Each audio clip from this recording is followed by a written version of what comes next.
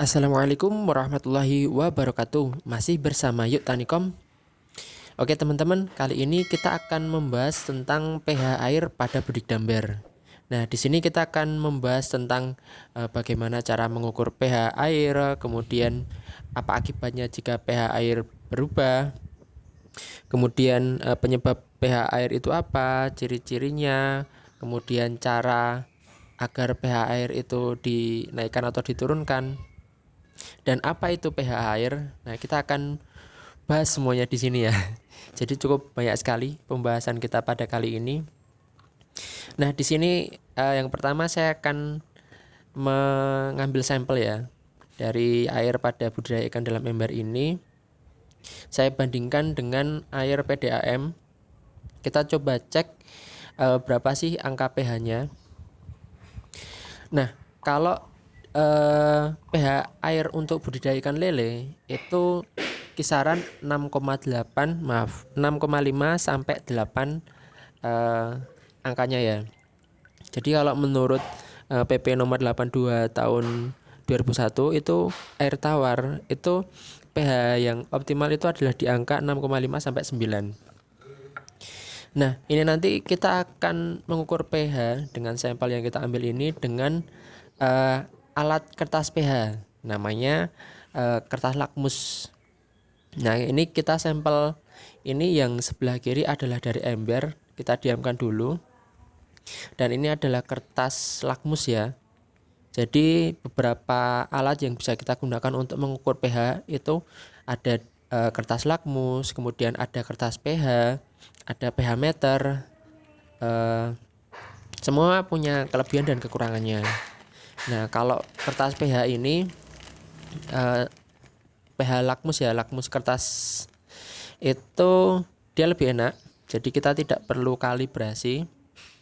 Kemudian kertas ini juga bisa kita potong-potong ya. Jadi bisa kita potong jadi 2 atau 3. Kemudian sebenarnya bagusnya kita beli satu pak ya. Itu isi 100. Nanti juga udah ada panduan warna-warnanya ini yang akan kita pakai untuk menghitung pH-nya berapa tadi. Kita sejajarkan warnanya sama dengan di angka berapa. Ada juga kertas pH itu yang warnanya merah dan biru. Tapi kalau yang merah dan biru itu indikasinya cuman ke asam dan basa. Jadi kita tidak tahu angka asam dan basanya itu berapa. Kemudian kalau pH meter alat itu kita perlu buffer pH ya namanya. Itu fungsinya untuk kita mengetahui atau kalibrasi ya istilah katanya itu. Jadi itu agak ya ada kelebihan dan kekurangannya lah tiap-tiap alat yang kita gunakan untuk mengukur pH ini. Oke, ini tadi kita tunggu sekitar 3 menit sampai 1 jam ya. Untuk air yang di ember tadi itu lebih mengendap ya. Jadi kertas ini biar pengaruh warna airnya. Nah, ini kita potong terlebih dahulu biar lebih ngirit. Sebenarnya bisa dipotong 2 atau 3 ya. Tapi 2 aja insya Allah udah cukup. Beberapa akibat itu tidak sesuai dengan standarnya. Itu yang pertama bisa memacu pertumbuhan jamur, kemudian memacu pertumbuhan bakteri patogen. Kemudian kalau terlalu asam, ikan juga jadi bisa terbakar kulitnya dan mati. Bisa juga ikan mudah stres dan sakit.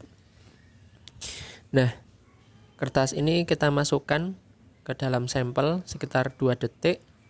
Kemudian kita angkat dan kita getar-getarkan. Kemudian kita tunggu beberapa detik ya.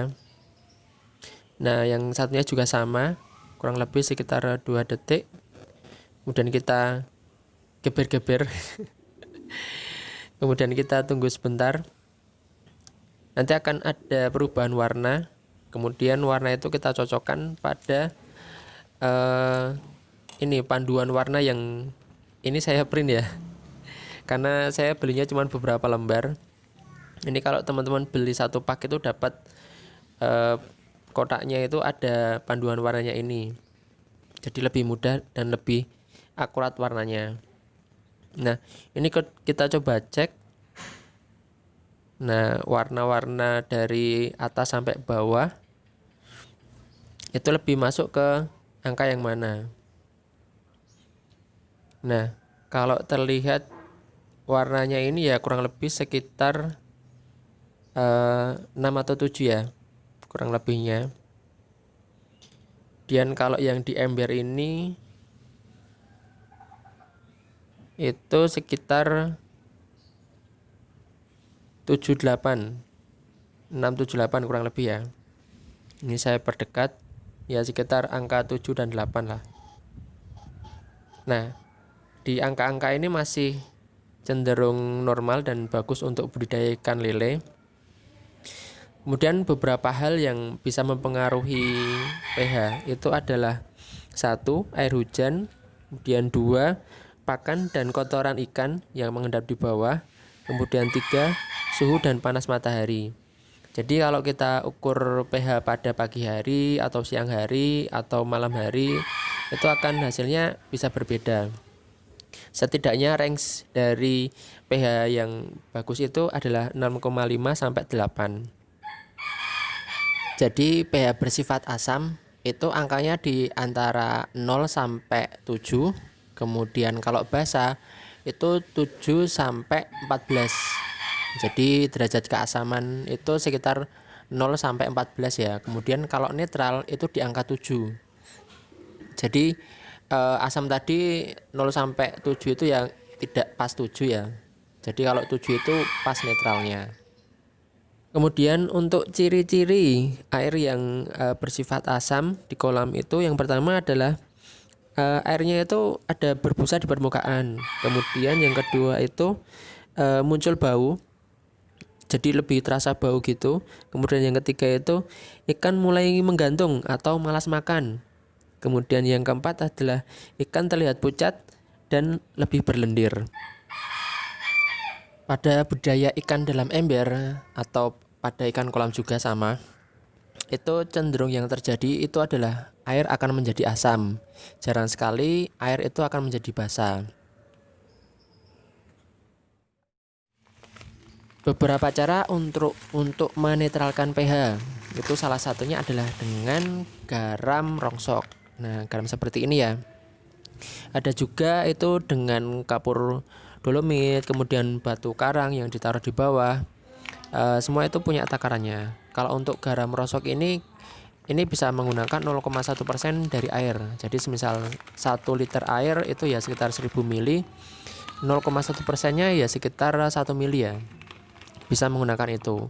Kemudian kalau basah itu bisa menggunakan daun ketapang.